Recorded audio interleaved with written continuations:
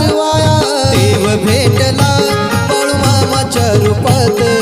देव भेटला बाळूमामाच्या रूपात तयामुळे आज मी आहे सुखात